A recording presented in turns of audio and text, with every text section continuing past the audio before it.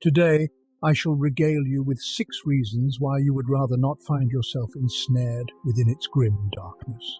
Indeed, I could simply intone the names of the 6 tyrannid hive fleets, accompanied by the score of an epic symphony, and believe me, that alone would suffice to convey why venturing into this realm is foolhardy.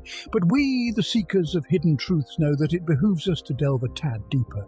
This universe spans a myriad of facets, standing as one of the most meticulously forged in existence. To my astonishment, many are acquainted with this universe only on the most superficial of levels, thereby unable to truly grasp the full spectrum of its horrors. This time, my task is to immerse you as fully as possible into the darkness of the distant future. In order to enhance the sensation of presence, we shall transport ourselves 40,000 years forward along the timeline and attempt to live a brief period as an ordinary citizen of the Imperium, naturally without being the spawn of a noble lineage. I've decided to divide these causes into internal and external. Today, we are going to discuss 6 internal causes. After more than 40 millennia of wars and discord among the stars, mankind stands on the brink of extinction. Amidst incessant assaults by hostile Xenos and the menace of betrayal from within, the sole chance for survival lies in the preservation of a cruel and blood-soaked regime known as the Imperium. Only a few among the countless numbers of humans are privy to the truth about the current state of affairs and the dreadful fate that lurks amongst the stars. If humanity has a future, it is one shrouded in darkness. Within the Imperium, millions of inhabited planets exist, also referred to as worlds. They vary greatly, from flourishing resort worlds to oppressive and bleak tomb worlds, from agricultural worlds that, as their name would suggest, produce sustenance, to industrial worlds tasked with the extraction of minerals or the manufacturing of specific components and occasionally entire mechanisms. From the teeming hive worlds to the wild realms where populations have regressed to a primal way of life due to negligence, the scars of gargantuan wars, the hostility of inhospitable ecosystems, or the isolation wrought by the eons. All is governed from the heart of the Empire, from sacred Terra, the dwelling of the crippled God-Emperor, and the cradle of mankind. Due to the vast distances that sunder star systems and the instability of warp communication, planetary governors wield near autonomy. This autonomy allows for a myriad of forms of local governance to flourish. Yet, as is known, humans remain ever human, even in the 42nd millennium, and various factions strive to seize and maintain power on their worlds. This ambition breeds civil wars, street clashes, and consequently a surge in criminality. The administrative centre may not halt these internecine conflicts, but may, in fact, encourage and even fuel them to sift out strong leaders and commanders. Naturally, this is tolerated only so long as everything remains within acceptable limits, lest a planet descends into overt heresy. Reason number 1. Abandon all hope, ye who enter here. The final phrase inscribed above the gates of hell in Dante Alighieri's Divine Comedy. Here you are nobody and called by no name. The Imperium, a colossal mechanism dominating the vast expanses of the galaxy, home to millions of worlds and trillions of souls, many of whom live and perish in every nanosecond, their death mattering to none, as if they never existed at all. In a universe where lives are extinguished by planetary measures, your existence bears no merit. Here you are not even a cog in the gargantuan machinery of the Imperium. You are but a molecule within that cog, and your existence is justified only as long as you serve the Imperium's insatiable needs. If you regard yourself as an individual, a being of unique essence, cast aside such notions. You are expendable, traded for an extra 5 centimeters on the battlefield, an additional component for the mechanisms your hive city fabricates, or a mere handful of grain from an agrarian world. Countless denizens of the Imperium drag their pitiable lives through endless servitude, toiling in horrific soul-draining labor far surpassing the hardships of uranium mines, as if they were not hard work at all. In vast, malodorous manufactories, they labour for 20 hours a day to earn their bowl of nutritious slop or a couple of tasteless briquettes made from corpse starch, only to crawl back to their hovel in the hive's slums. There, they snatch a few hours of restless sleep, in conditions where the true value of human life is effaced under the relentless, monotonous grind. Reason number 2, the absence of tolerance as a phenomenon. Shall we cower like lambs before the wolf, or shall we stand with proud disdain against the horrors hurled at us by the galaxy? No, we shall not permit the creatures and spawn of other worlds to dwell within our Imperium. By now it is clear that the Imperium is far from a bastion of democracy. As we recall from the indoctrination of our scholastic curriculum, totalitarianism oft strides hand in hand with xenophobia. Any who dare to deviate but a whisker from the sanctified norm of humanity are subjected to persecution, repression, and death. In a galaxy where the majority of planets have been reduced to radioactive ash, adhering to the universally accepted norms of aesthetics proves a Sisyphean task. Most likely, the denizens of the world in which you exist will be touched by various mutations. This carries a bitter hint of irony, for in the Imperium, a realm where genetic purity is exalted above all, to be identified as a mutant is as abominable as to be branded a heretic or alien. Forbidden, too, are the technologies of other species, discovered amidst the ruins or within the grasp of their diverse denizens. Even if a certain mechanism promises to alleviate the burdens of mankind, it shall be publicly denounced as unacceptable, only to be covertly studied in the shadows. Though some, under special dispensation or in secret, engage in trade with alien civilizations, when a grave threat looms, the Imperium may even forge alliances with other races, such as the Eldar or the Tau, all in order to confront a shared peril. For such endeavours, special rites of Xenos consecration even exist. However, these alliances invariably culminate in betrayal. The question remains not if, but who will deliver the backstabbing blow first. In the end, the majority of those who witness collaboration with Xenos are forced into eternal silence. Upon one morn, after taking solace in the local body of water, thou didst awaken to a most disquieting malaise. No longer couldst thou recline upon thy back, for lo, an unbidden third arm had sprouted, or perchance thou discoveredst extra digits upon thy brow. In thy heart curses flew like warp-spawned demons against the toil and service under the aegis of the Imperium. Dost thou ponder whether the work conditions might fare better within the Eye of Terror? Beware, venturing forth upon the streets may herald thine own doom, for surely agents of the Inquisition shall decree thy death with a certainty as unyielding as adamantium. Yet, shouldst thou defy fate and tread upon the cobblestones, another grave reason shalt confront thee. Reason number 3. The taint of lawlessness. The law of the Emperor is the hammer with which we crush heresy, proclaims the oath of the Arbites. The Imperium is a harsh realm. A typical imperial world aligns more with a medieval commune than a medieval society. Within the same breath of an imperial world, cities and continents might wage war over the very earth's bones, or because the honour of one noble house was slighted by another. In the myriad hive cities, full-scale street skirmishes erupt with a relentless fury. The lower subterranean levels of these urban monoliths become ghettos or favelas, abodes to the impoverished, the outcasts, mutants in hiding from the Inquisition's gaze, or merely the deranged. Meanwhile, the elite dwell within spires, piercing the skies above the veil of toxic clouds, basking in a luxury unimaginable to those languishing below. They dwell in ignorance, uncaring of the fates of all those encased in steel. And of course, such social stratification leads to an explosion of criminological tension. Should you be so fortunate as to wander the streets and avoid the harsh meeting of your skull with a blunt, weighty object, or your chin with an object sharp and cold, no, this is not the end. You may well find yourself sacrificed at the dark altars of one of the countless cults or sects.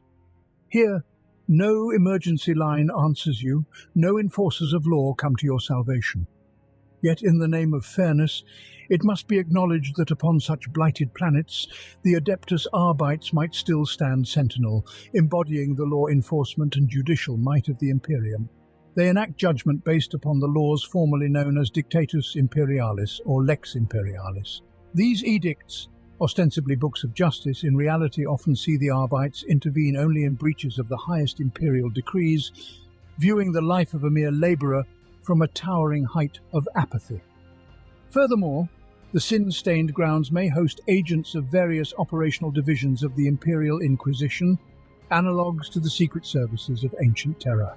But unless you fell prey to the covert tyrannids, were sacrificed to the dark gods of chaos, or sold into the bondage of the Eldar, the crime perpetrated against you will likely go uninvestigated, lost in the shadow of greater cosmic horrors. For in this grim darkness of the far future, there is no solace for the common soul. Amidst the sprawling empires of mankind, your plight is but a whispered footnote, drowned out by the cacophony of an eternal war. But if upon acquainting yourself with the present circumstance, you decide that it is preferable to lay down your life for the Emperor on the battlefields, then welcome to the armed forces. Reason number 4, total war. What is humanity's mightiest weapon? The divine machines of the Adeptus Mechanicus? No. The Adeptus Astartes? No. Tank, laser gun, fist? No, and no. Courage and courage alone stands supreme above all. Lord Commander Solar Macarius. The Warhammer 40,000 universe is one of endless war, where the principle is, if you do not march to war, war itself will march to you. Should you be so fortunate as to shirk your duty, you won't receive the coveted military pass. More likely what awaits you is a discharge from a commissar's last pistol. If due to your abjectness you were not sent to fight or to give your life on the galaxy's frontier in a world forgotten by the Emperor of mankind. Do not hasten to rejoice if your world is chosen by orcs, tyrannids, Eldar, one of the dozens of chaos demon princes, or if Abaddon himself declares a new black crusade whose path lies through the planet you inhabit. And you shall be grateful if you are merely slain, for it may also happen that some high-ranking official decides they no longer wish to serve the Imperium, influenced by the corruption of chaos, the tyrannid cult, or other Xenos heretical reasons. The defense of any world of men is the responsibility of its Imperial commander, also known as the planetary governor, for the enemies of humanity are legion, and to stand against them until reinforcements arrive may necessitate enduring months, even years, of ceaseless vigilance. Thus, it becomes the sacred duty of rulers to forge, equip, and maintain their own armed forces. In some worlds, this mantle is borne by official global armies or garrisons. In others, it falls to myriad war bands, clans, or hive gangs, oft embroiled in internecine conflict. Yet they will unite in the face of an outer invader. Whether by fate or fortune, these forces are likely never to leave their birth worlds, and thus you must wage war against any external or internal menace as part of the planetary defense forces, shoulder to shoulder with millions of others like yourself. Reason number 5, religious terror. Should a man wield power over 10,000 suns, should he populate 100,000 worlds with his sons and daughters, entrusting to them the stewardship of the galaxy itself? Should a man command the myriad ships among the endless stars, merely with the force of his thought? Pray tell me, if you possess the strength of will, how can such a being be anything less than a god? Lorgar Aurelian, Primarch of the Word-Bearers. If you dare to question the existence of the Emperor, unseen for over 10 millennia, or if you are an atheist, not believing in his divinity, then welcome to a realm where for just that thought alone, you shall be transformed into a servitor, essentially a cyborg devoid of your own consciousness. And most likely, your eternal duty will be to incessantly wash the feet of a priest from the Adeptus Ministorum. In an age long past, at the dawn of mankind's ascent, the Emperor proclaimed the cult of science and freedom from all religions. The official imperial doctrine declared the Emperor to be an entity of immense power, a righteous ruler of humanity and its ultimate paragon, yet still a mortal being at that. Ah, but that was long ago, and is now naught but a falsehood, mankind pondered. And now, in the 42nd millennium, we are besieged by the Inquisition, puritanical temples, and all the dark splendours of the deepest Middle Ages. Here thrives a monotheistic religion, the faith in the Emperor of mankind. The Emperor became an object of veneration after the Horus heresy and his confinement within the Golden Throne on Terra.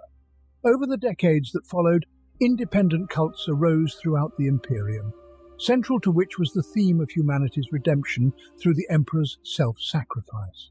Centuries later, through the unification of numerous minor cults, the ecclesiarchy emerged, to which gradually the majority of the Emperor's faithful adhered. In the 32nd millennium, the cult ascended as the official creed of the Imperium, henceforth known as the Adeptus Ministorum. All rival cults were persecuted and largely annihilated.